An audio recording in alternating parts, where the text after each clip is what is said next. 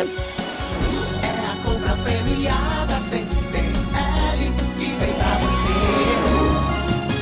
Nosso comércio está em festa, muitos prêmios pra concorrer.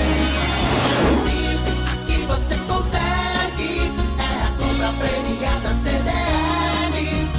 Compre nas lojas associadas participantes e concorra ao carro 0 km. Sorteio dia 26 de dezembro. Realização CDL. Apoio Prefeitura Municipal de Lagoa Vermelha.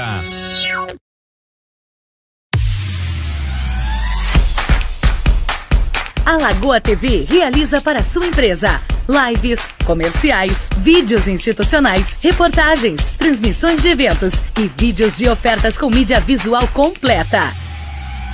Tudo isso para alavancar seu negócio ou seu evento. Lagoa TV. Ótimas ideias passam por aqui. Junte-se a nós.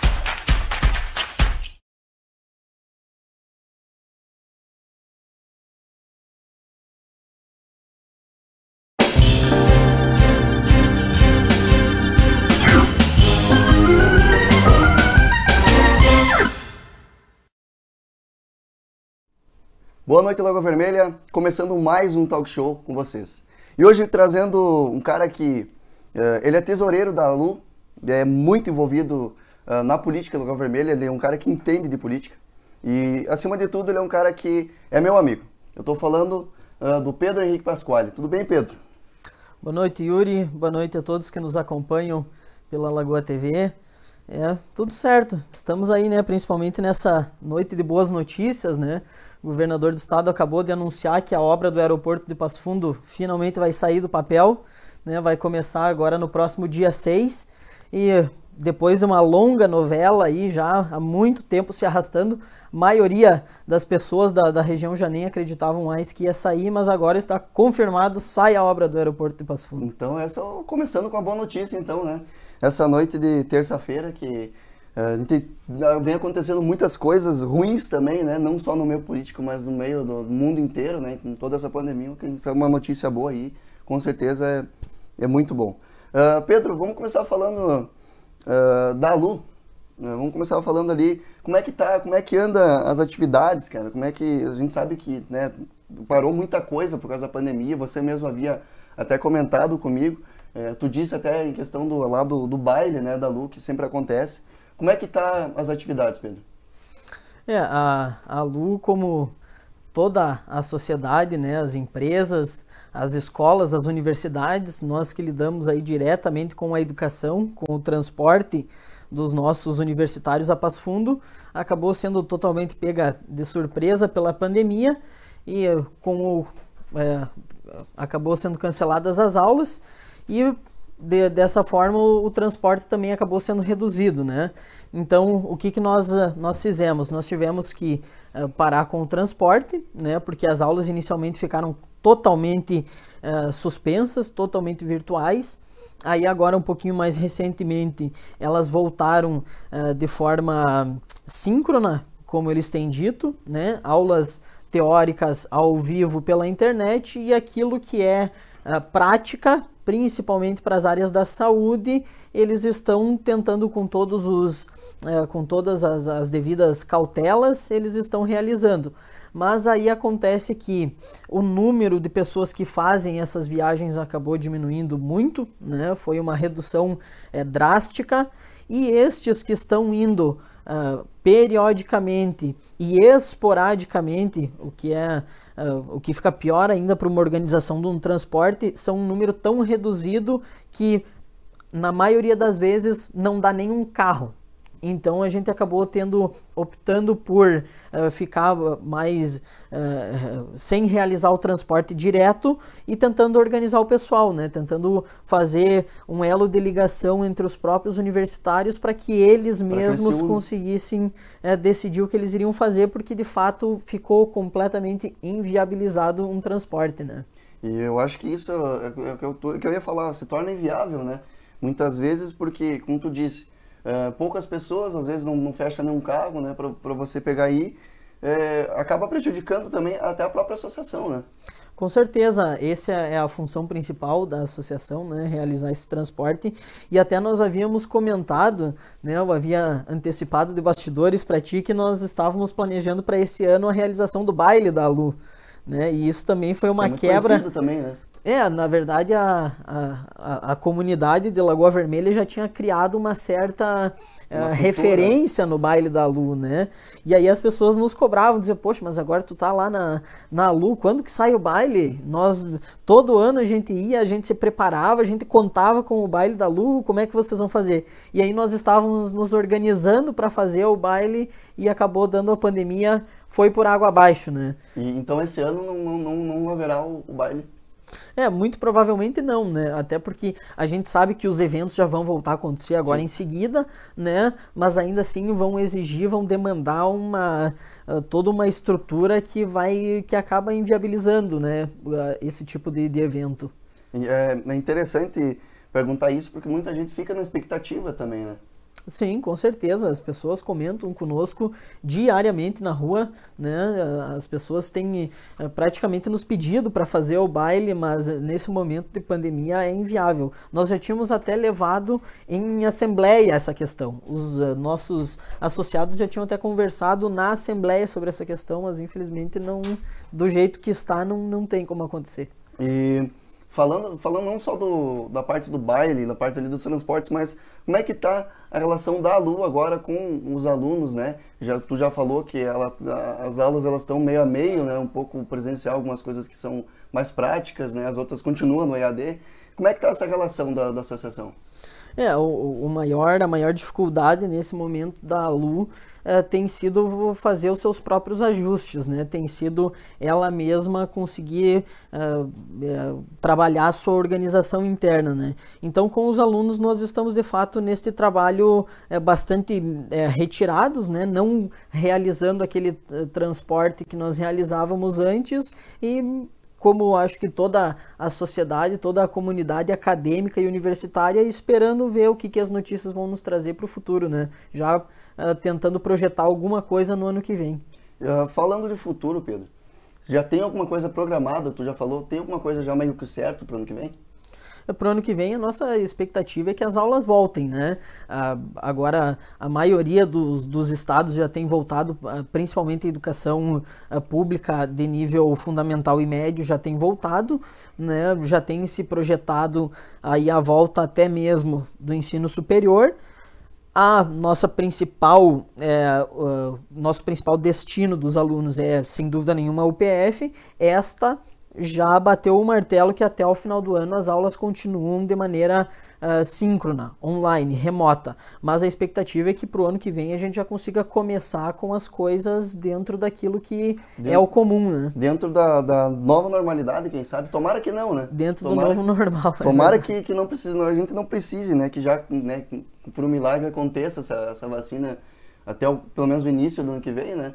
É verdade, até porque lá no campus de Passo Fundo, em todas as universidades ali que nós temos esse contato, acaba sendo um polo de educação, um polo universitário em que o contato e, digamos, a mistura de público de várias cidades, de toda a região é muito grande, né? Então a gente tem assim até um certo receio em que as aulas voltem com aquele fervo que é o costume de ser Passo Fundo por conta desse... Por conta de que vem gente de várias cidades, né? Não só de Passo Fundo, também não só de Lagoa Vermelha. Mas eu acho que da região inteira sempre tem um outro ali, então... Com certeza, até aqui da nossa região nordeste até a região do Alto Uruguai, pro lado de Erechim, vai tudo ali, né? Porque querendo ou não, por mais que existam outras universidades, os campos da UPF e das outras universidades estão nos municípios menores, como temos aqui em Lagoa Vermelha,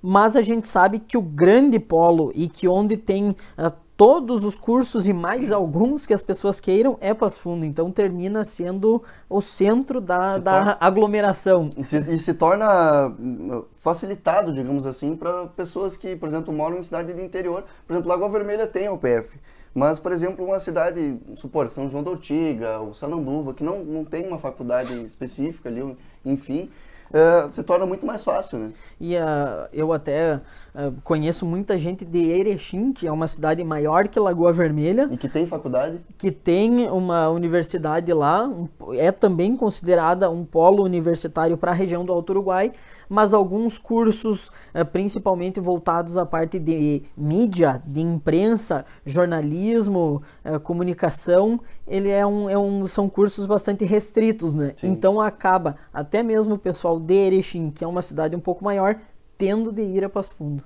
E falando da Lu, a gente sabe que é muito conhecida, né? Como você falou, promove várias coisas em Lagoa Vermelha, contribui para a cidade, mas com certeza tem pessoas novas que estão entrando na universidade agora, né? E não conhecem a Lu. Como que elas fazem para contatar, quem sabe ano que vem, se precise? Como é que podem entrar em contato? A Lu está disponível em todas as redes sociais. A Lu tem lá a conta no Instagram, tem a conta no Facebook, tem um WhatsApp, a Lu tem um telefone. Eu estou à disposição, assim como os nossos colegas que fazem parte da nossa direção. Inclusive vou deixar um abraço a todos eles, né? A Priscila, que é a presidente, a Tauane, que é a vice-presidente. Eu faço a parte da tesouraria, tenho o Lucas Brito, a Eduarda Gomes, a Bruna, a Sandrine, que é a nossa assessoria jurídica, a Carla, que é a funcionária da Lu, que nos dá uma baita mão na roda, né? Enfim, há um leque de pessoas que estão ali trabalhando e se dedicando para que as coisas aconteçam, né? E é interessante ter um grupo unido também, né? Para que as coisas andem, né? É verdade.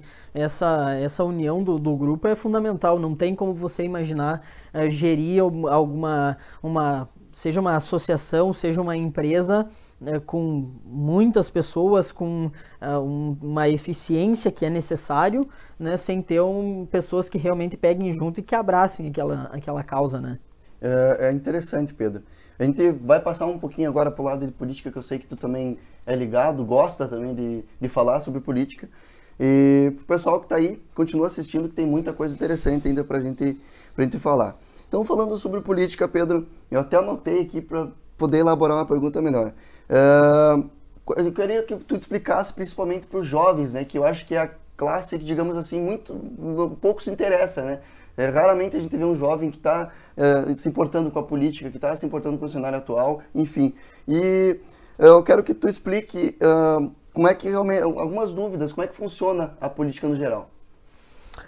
A política, na verdade, ela está em todos os lugares, né? As pessoas que dizem que não fazem ou que não gostam de política, na verdade, não sabem nem o que significa e nem como funciona, porque a política, ela nasce em casa. Você faz política com os teus pais, quando você discute qual horário que você pode voltar para casa na sexta-feira de noite, no sábado. Ali você está fazendo política, debatendo um assunto que é de interesse da casa. Você faz política no teu prédio, né? Enfim, no teu bairro, na tua rua. Quando você pede lá para o vizinho baixar o som do rádio porque você precisa estudar, você está fazendo política, sim, tentando chegar num consenso e resolvendo um determinado conflito, mesmo que pequeno, de maneira pacífica, né? Sem precisar sair no braço. Então a política, ela é isso. E aí, claro, o que é mais óbvio e mais notável é a política partidária, eleitoral, né? As eleições periódicas que acontecem a cada 2 anos, este ano eleição municipal, daqui 2 anos a eleição geral, mas enfim, a política, ela está em todo lugar. É o que eu penso também, porque é o que tu disse, quem não diz que não gosta de política, está vivendo a política dia após dia, né? Então acho que isso é bem interessante. E tu havia falado do sistema eleitoral, né? Como é que ele funciona, em geral? O sistema eleitoral, e aí passando para a política partidária mesmo, né, para a política das candidaturas, que nós estamos agora em período eleitoral e as pessoas têm uma visibilidade maior, né? Primeiro nós precisamos falar e trabalhar com quais pessoas podem ser candidatas, né? Que isso está lá no texto constitucional, né, as famosas elegibilidades, quais os atributos que a pessoa precisa ter para poder ser eleita. E aí são algumas exigências bastante básicas, como por exemplo a nacionalidade brasileira, o título de eleitor, a inscrição no cartório eleitoral do município, né? A pessoa não pode ser inscrita no cartório eleitoral aqui em Lagoa Vermelha e querer se candidatar em Passo Fundo. Até no passado do Brasil isso podia, hoje não pode mais. A pessoa antigamente podia. Inclusive as pessoas tinham candidatos fortes de potencial eletivo alto que concorriam por 2 estados diferentes, por exemplo. Isso acontecia. E hoje já não pode mais. Hoje você tem que ter o domicílio eleitoral, né? E aí você tem que ter a filiação partidária, tem de estar legalmente filiado num partido político, tem de estar em pleno exercício dos teus direitos políticos e a idade mínima, né? No caso dessa eleição municipal, o vereador, a idade mínima é 18 anos, até a data limite da inscrição da candidatura, né? Aquele momento que o candidato vai até a Justiça Eleitoral, leva os seus dados e apresenta a sua candidatura, até ali ele tem que ter os 18 anos completos. E aí para prefeito, vice-prefeito, os cargos de deputado estadual e deputado federal é 21 anos a idade mínima. E uma coisa que eu achei interessante, tu falou, eu não sabia disso realmente, que a pessoa podia concorrer em 2 lugares. Antigamente se podia, tinha essa possibilidade, só que aí obviamente acaba gerando muita confusão, acaba sendo injusto, às vezes o cara tem... E isso era muito conectado à história brasileira de coronelismos, de domínio do poder político a partir da força, voto de cabresto. Então aí acabava que quem tinha uma determinada área de terras em um lugar, habitava um determinado estado, mas tinha, a partir do seu poder econômico-político, uma área de terras vasta em outro estado, acabava pressionando que a população daqueles 2 estados votassem nela. E aí isso, na verdade, era uma baita deficiência do sistema eletivo, né? Hoje nós temos a exigência do domicílio eleitoral.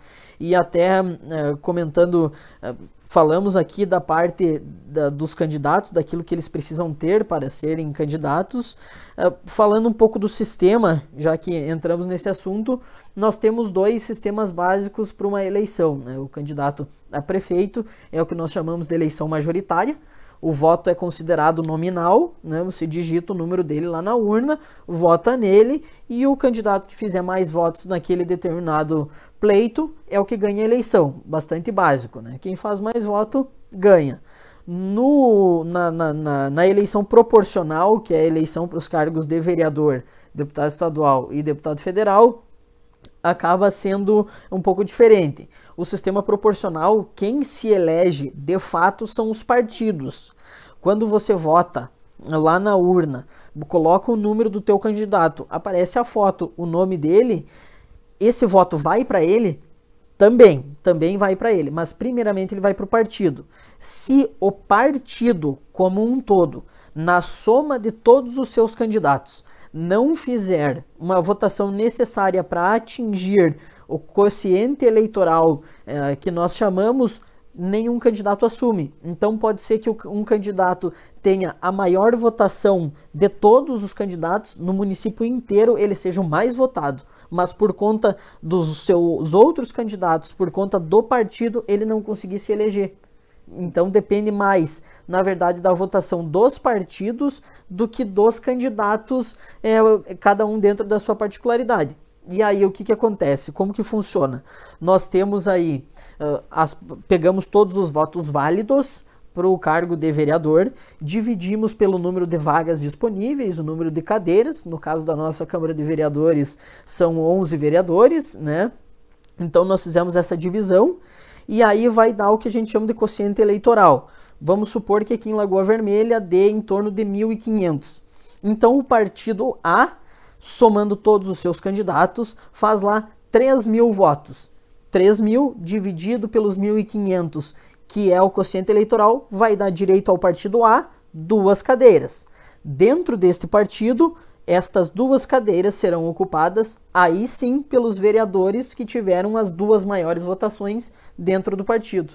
Então importa mais a conjuntura do partido como um todo do que cada candidato na sua própria particularidade. E isso acaba que se torna uma mão lavar a outra dentro do partido, né? Exatamente, se todo mundo não pegar junto, se todo mundo não se dedicar, acaba que ninguém é eleito, né?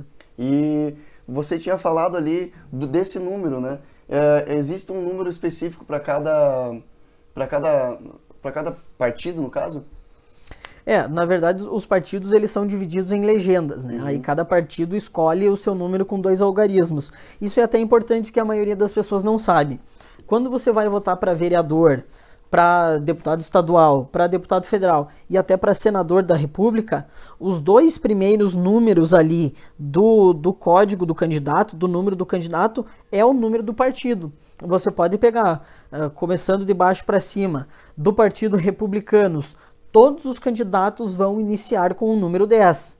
Do Partido Progressistas, todos os candidatos começam com o número 11. Do Partido Democrático Trabalhista, o PDT, todos começam com o 12. O PT com o 13, o PTB com o 14, o MDB com o 15 e assim por diante, né? E assim sucessivamente em ordem crescente. Todos os partidos acabam tendo um número e todos os candidatos daquele determinado partido, obrigatoriamente no começo, têm esse número. E a gente falando de partido também, eu acho que é bom sempre, a gente sabe, né, muitas vezes, mas a gente não entende a função de prefeitos e vereadores. Principalmente numa eleição municipal, isso é de uma importância absurda e infelizmente não chega até a população, até o eleitor, esta informação.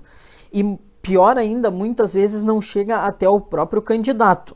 Porque o partido político, ele está estruturado no Brasil, lá no texto constitucional, e em diversos pontos do texto constitucional, principalmente no artigo 16, ele está colocado como uma instituição de organização de quem participa da política. Qual que é a função? Primeiro, estabelecer um estatuto e fazer com que todos os seus candidatos tenham mais ou menos o mesmo pensamento, tenham uma certa concordância sobre as principais pautas e, principalmente, fundamentalmente, preparar os candidatos. A principal função dos partidos, na verdade, é dar aos candidatos aquele conhecimento técnico que eles, em tese, não teriam, assim, de uma vivência externa. Então, os partidos, eles teriam de ensinar os seus próprios candidatos. Por exemplo, na questão da eleição deste ano, o candidato a vereador, ele deveria saber que a Câmara de Vereadores tem 5 funções. A maioria não sabe. Tem as 3 funções típicas e as 2 atípicas. O que são as funções típicas? A mais óbvia de todas que nós sabemos, a função de legislar, fazer as leis, né? Para pegar exemplos que deram bastante polêmica aqui no município, a lei dos canudinhos, a lei dos fogos de artifício, mas, enfim, todas as leis de convívio geral aqui no município é a função legislativa da Câmara de Vereadores. A outra função típica é a função de assessoramento. Muitas das pessoas não têm ideia do que é essa função de assessoramento, justamente porque no processo da campanha eleitoral ela acaba sendo utilizada, às vezes por desconhecimento da estrutura, do funcionamento mesmo da lei, às vezes por uma certa má-fé dos candidatos, e aqui, infelizmente, de todos os partidos políticos e em todos os lugares do país, que chegam na porta do eleitor, o candidato a vereador promete asfaltar uma rua, colocar um quebra-mola, uma faixa de segurança, promete a iluminação pública. O vereador não faz nada disso. O vereador, o máximo que ele faz valer é a sua função de assessoramento, em que ele vai fazer uma indicação ou um pedido de providência ao prefeito, e o prefeito é que vai atender ou não e realizar. O prefeito vai realizar essas obras. O vereador não. A terceira função típica dos vereadores, a função de fiscalização, o que também é bastante básico. O vereador tem que saber o que ele está votando no plano plurianual, na lei de diretrizes orçamentárias, na lei orçamentária anual. Ele tem que saber os contratos que a prefeitura faz, as obras. Ele tem que estar por dentro da situação.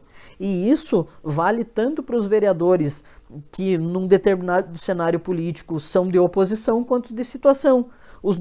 Bastante simples, os de oposição para poderem fazer críticas concretas, críticas sabendo de fato o que está acontecendo, apontando os problemas reais, e aqueles que são vereadores de situação para saberem defender o mandato do prefeito que está lá. E isso é normal do jogo político.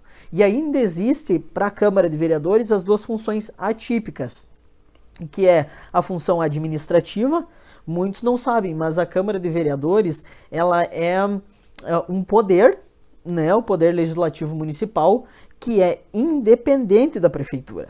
A Câmara de Vereadores, ela própria tem a sua auto-organização. Os próprios vereadores, quando eles elegem uma mesa diretora, que vão fazer essa organização da Câmara, né? Que vão definir quais os projetos que vão à pauta, como que vai ser o processo legislativo, como que faz para aprovar uma lei, quais as comissões vão funcionar internamente, quais os salários dos servidores que trabalham ali, dos vereadores, enfim, é a própria Câmara que se auto-administra. Por isso, uma função administrativa. E a outra e última função, a quinta da Câmara de Vereadores, que a gente chama de função atípica. Por quê? Porque, em tese, a administração é o poder executivo. Mas, neste ramo específico, a Câmara de Vereadores também administra. Outra, função de julgamento. Em tese, o poder que julga é o poder judiciário. Mas, neste quesito específico, a Câmara de Vereadores também julga. Exemplos básicos: cassação de mandato, impeachment e, principalmente, o que é muito importante é o julgamento das contas. O chefe do Poder Executivo, sempre quando, nos anos em que ele administra, ele elabora diversos relatórios, sendo bastante simplista, contábeis, mostrando os projetos que ele fez e tudo mais, envia para a Câmara, e a Câmara, com auxílio do Tribunal de Contas, diz: está aprovado ou está reprovado. E essa aprovação ou reprovação oriunda da função de julgamento, ela tem diversas repercussões daí depois lá no Poder Judiciário, em questões de improbidade administrativa, questões cíveis e até criminais, eventualmente. Então é muito importante isso. E, infelizmente, é uma informação que não chega até a população e nem mesmo aos candidatos. O prefeito, como ele tem um leque de áreas de atuação muito maior que a Câmara de Vereadores, como nós estávamos falando aqui das atividades de zeladoria, né, que é tapar buraco, pintar o meio-fio da calçada, iluminação, poda de árvores, etc., ele é dividido para ficar mais fácil em duas funções: as governamentais, que é aquelas, digamos, que tem um viés mais político, e isso não é nenhuma crítica, isso não é um termo pejorativo, é algo natural. Como, por exemplo, o prefeito prometeu lá na campanha que vai fazer a obra X no bairro X. Politicamente, ele vai decidir que a prioridade do dinheiro é para a obra X no bairro X que ele prometeu. Né? Então essas são as funções mais governamentais, enquanto que as funções administrativas são aquelas que têm um viés mais técnico. Por exemplo, fazer um edital de concurso público, ou então alguma reforma administrativa nos planos de carreiras dos servidores. E como nós falamos há pouco das leis que tratam do orçamento, não tem como um prefeito dominar tudo isso. Ele vai precisar de auxílio de pessoas que têm essa expertise. Então ele vai precisar do auxílio de um contador, que aí o contador do município sim vai ter o conhecimento sobre isso, e essa é a função mais administrativa. Então, para a função do prefeito, são essas duas grandes áreas que ele tem para trabalhar. E é interessante saber disso, porque as pessoas muitas vezes elas elegem os vereadores, elegem os prefeitos, mas não sabem as funções dentro da Câmara, né? Exatamente. E aí o que acaba acontecendo? Elegem o eleitor. E aqui não é assim digamos uma espécie de crítica ao eleitor em si, porque o eleitor trabalha o dia inteiro, acorda cedo, trabalha o dia inteiro, dorme tarde, tem a família, tem os filhos, tem que pensar no dinheiro no final do mês, que é curto. Ele não tem tempo para ir lá e fazer um estudo da Constituição, para ver o que cada um faz. Então, aí que seria a função dos partidos políticos, fazer com que essa informação chegasse à população de modo mais firme. E aí a população, sabendo disso, iria eleger melhores vereadores, melhores prefeitos, iria ficar mais contente com o resultado final da situação. e aí a política não entraria em descrédito, não se daria espaço para pessoas que muito falam e pouco fazem, e que infelizmente é algo que acontece no Brasil inteiro, de todos os partidos, de todos os municípios, né? E você falando para entrar, digamos assim, na casa das pessoas de uma forma mais firme, e de uma forma também acessível e entendível, né? Porque muitas pessoas, a gente sabe que não tem uma classe tão favorecida que tenha um conhecimento para entender certas coisas mais dificultosas. Então, eu acho que seria muito interessante até de se pensar, né? E os partidos, hoje em dia, com as redes sociais, é muito fácil também de usar elas ao favor disso, para, digamos assim, educar as pessoas, né? Com certeza, é um caminho que não tem volta, na verdade, né? O avanço tecnológico e o acesso à internet difundido, aos smartphones, aos celulares, enfim, a computadores, é algo que você não tem mais volta. E o principal disso é que eu, com o meu celular, com as minhas redes sociais, com a minha internet, sou o meu próprio micronúcleo de informação. Então, com toda a importância e com todo o respeito que a gente tem que ter pela imprensa, que chamam de tradicional, pelos canais de televisão, pelas rádios, que fazem um trabalho excelente e que é indispensável, né? A imprensa livre, a imprensa podendo trabalhar, podendo criticar quando tem que criticar e elogiar quando tem que elogiar, é fundamental e tem que permanecer dessa forma. Mas quando eu tenho o meu celular e as minhas redes sociais, eu acabo não precisando passar pelo editor do telejornal que vai decidir se aquela minha opinião vai pro ar ou não. Eu não preciso passar pelo editor do jornal impresso que vai decidir se o meu texto vai a público ou não. Eu acabo tendo o meu próprio acesso a esse espaço comum que é a internet, né? Então isso acaba facilitando, acaba, digamos, diminuindo as distâncias, né? E daqui a pouco muitos não percebem. E aqui eu volto a repetir, é coisa que acontece no Brasil inteiro, de todos os partidos. Os políticos acabam, em geral, não percebendo que esse contato mais direto com a população é, na verdade, benéfico para eles mesmos. Por quê? Porque se eu tenho um contato mais direto com a população, eu sei o que ela quer. E, portanto, eu vou lá e faço. Aí, consequentemente, eu me reelejo e assim por diante, né? Mas isso é uma questão de cultura que não... Nós vamos chegar a um tempo que a informação vai estar de fato para todos e pode ser que demore. Assim, né? Exatamente, pode ser que demore, mas não tem volta. Esse é um... A gente está caminhando, digamos assim, pode demorar, mas a gente com certeza está caminhando a passos largos dentro dessa situação. Porque a cada vez mais, e agora com a pandemia muito mais, as pessoas estão usando mais as redes sociais, os meios de comunicação da internet para se promover, para fazer lives, até de shows, enfim, então de várias coisas. As próprias eleições estão sendo muito pelas redes sociais esse ano, já que não pode tanta gente nas ruas, não pode tanta gente trabalhar para entregar o santinho do vereador ou do prefeito, enfim, que era uma coisa tradicional, né, e todas as cidades faziam. Isso ainda acontece, né? Mas as redes sociais a gente percebe que estão sendo muito mais usadas esse ano e já foram usadas para a presidência também, e eu acho que cada vez mais vai ser mais usada. São ferramentas novas que vêm surgindo, né? E que vêm possibilitando justamente um conhecimento absurdo por parte da população que até esses dias era impensado. E nós conseguimos notar essas mudanças nas nossas casas mesmo.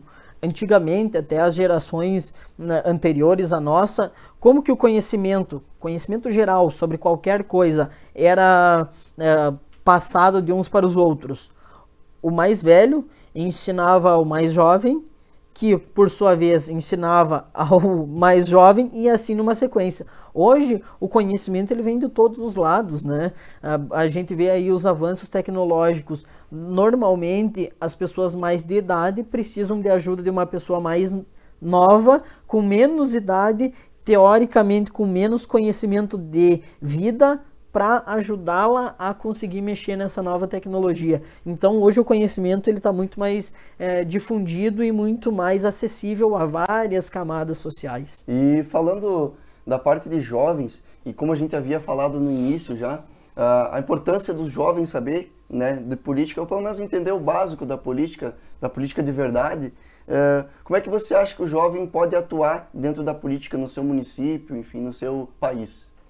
Eu vejo o papel da juventude como essencial. Primeiro de tudo, porque o jovem normalmente ele tem um corpo, assim, a saúde mais acessível a isso, com mais vitalidade, com mais disposição, mais tempo. com mais, aí que tá, com menos responsabilidades profissionais, né? Então ele tem mais possibilidades de se dedicar a outras funções que não são tais como sustentar a família, pagar a conta, enfim, né? Então o jovem, ele já tem, digamos, esse pró, que é a disponibilidade e a vitalidade de quem é mais jovem, né? De quem tem menos idade do que aquela pessoa que é mais idosa. Só que ao mesmo tempo ele não tem a experiência que os mais idosos têm, que os mais velhos têm. Então, o jovem, no meu ponto de vista, ele precisa ter muito claro isso. E precisa também ter muito claro que o exercício político é uma responsabilidade enorme para quem tem o mandato eletivo e principalmente para quem não tem. Né? No final das contas, volto a dizer como está lá no texto constitucional, né? No artigo 1º, parágrafo único, todo poder emana do povo, que o exerce diretamente ou mediante representantes eleitos nos termos desta Constituição. É isso que está lá. Então, o jovem, ele tem que ter essa consciência de que é muito importante, de que ele tem tudo para participar, de que ele precisa estar disponível, mas ao mesmo tempo sem querer estabelecer este tipo de degrau, querendo parecer melhor do que quem é mais idoso, né? Porque isso é infelizmente algo que também tem surgido muito, né? Que as pessoas dizem a nova e a velha política. A nova e a velha política, elas são diferentes por uma questão de idade. Uma não é nem melhor, nem pior do que a outra. A pessoa que é mais de idade, que é mais velha, que é mais idosa, ela não é nem melhor, nem pior que o cara que é mais novo. Eles são diferentes, eles têm vivências diferentes, e eu acho que é justamente a congregação destas duas forças, dessas duas dinâmicas de trabalho que vão dar de fato, uma engrandecida no jogo político. E aqui também, se me permite, Yuri, e os nossos espectadores, fazer uma certa crítica às pessoas que já estão há bastante tempo no exercício político, porque muitos veem a juventude como uma ameaça.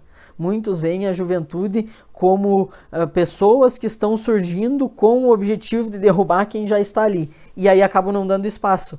Então, nos grupos que eu participo, eu vejo muito uma certa divisão dos jovens, dizendo que são melhores por serem jovens, e os mais experientes dizerem que são muito melhores por serem mais experientes. Quando, na verdade, deveria haver uma congruência, uma conexão entre esses grupos, para que nessa união de duas dinâmicas diferentes a gente tivesse a vitalidade, a disposição, a vontade e a esperança da juventude com o trabalho, o conhecimento e a experiência daqueles que já estão há bastante tempo.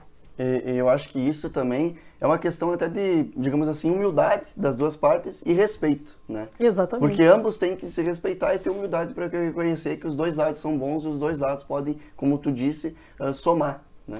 Exatamente. E essa, na verdade, é o grande princípio do jogo político, que é somar, que é justamente quem tem uma demanda mais para um lado ou mais para o outro, saber que só porque o mundo em que ela vive, as experiências de vida dela exigem uma solução mais para um lado X, a outra pessoa precisa de uma solução mais para o lado Y.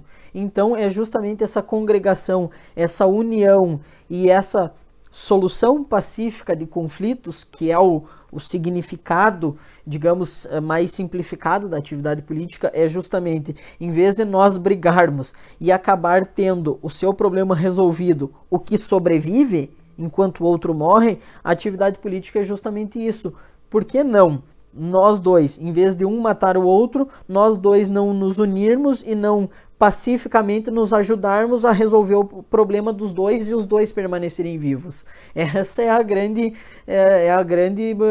missão da política, né? É justamente fazer com que, e claro, aqui falo nos primórdios das sociedades, era de fato assim, era literalmente assim, e principalmente com o surgimento da democracia lá na Grécia Antiga, em Atenas e tal, e hoje figurativamente, né? Em vez de nós nos agredirmos, em vez de nós nos batermos, por que não você traz a tua experiência, eu trago a minha, e nós tentamos juntos, de maneira que todo mundo ganhe, a solução dos nossos conflitos. E isso realmente é a política, né? Você andar, né, um em consenso com o outro, né, de uma forma política. Pedro, a gente está chegando no final nosso programa. Quero te agradecer pela disponibilidade de ter vindo até aqui a TV, fazer essa entrevista que com certeza vai somar para muitas pessoas, tanto na parte da Lu, né, que muitas pessoas não conheciam, né, ou até conheciam, ouviam falar, mas não da forma como tu mostrou, e também da parte política, que a gente sabe que tu é um cara que gosta de política, gosta de pesquisar e gosta de estar no meio, trazer explicações que muitas vezes sanar dúvidas de pessoas que talvez não conheciam terça parte do que a gente conversou aqui. Muito obrigado, Pedro. Considerações finais?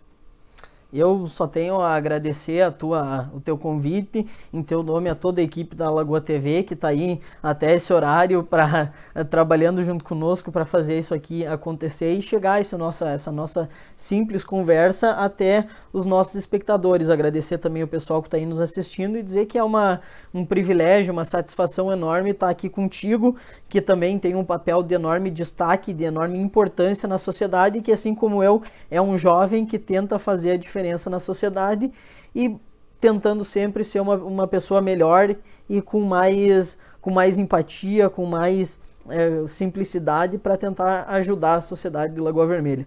Muito obrigado e boa noite a todos. Eu que agradeço. Então, esse foi o Talk Show de hoje.